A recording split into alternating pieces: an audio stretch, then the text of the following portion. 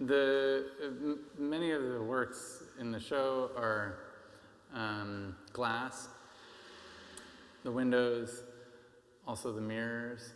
It's a way to create an image on glass, and some of them are more visible than others. It's also a way of degrading the image and abstracting it. And so in some of these, the landscape is kind of disintegrating or refracting, almost like it's seen through a drop of water. We see ourselves in the mirror, we see ourselves in the water as a way of evoking another place and imagining ourselves within other landscapes. The windows is something that I've worked with as a kind of basic architectural element, component or tool of our built environment is windows, and the space between within a double pane window, that interior space that is the membrane between the inside of a building and the outside is really a rich poetic space for me. To think about the window also as a lens, a way to see our world, or to see through this play between transparency and then also an image that's imposed within the glass.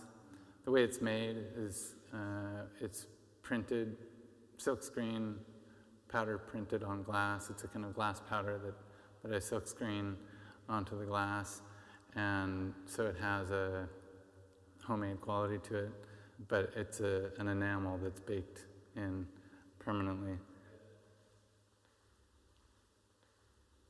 The circle is a motif that's repeated in pretty much every work in the show. That is metaphorical also in the sense that water moves in a cycle. It's never static. The sink in the wall, an object with another previous history connected to water, of course. It was a functional sink.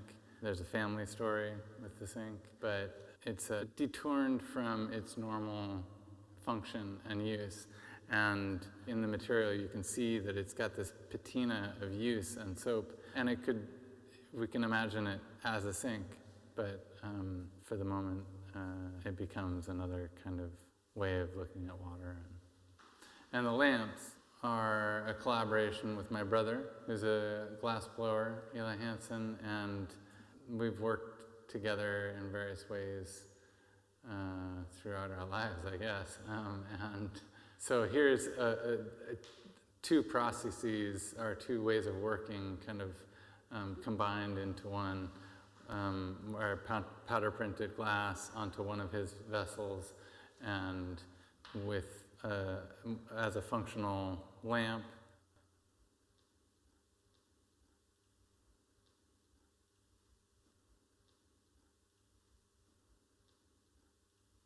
This is a rocket stove, and it's a kind of low-tech but very efficient way of making a wood stove. And the way it works is it kind of has an internal chimney and burns its own smoke, and the emissions are very clear and relatively clean, and it's a kind of DIY stove that I've made several different times. Fire is an element throughout the show. It might seem kind of like the opposite of water in a way, but it's also really complementary. Fire and water working together.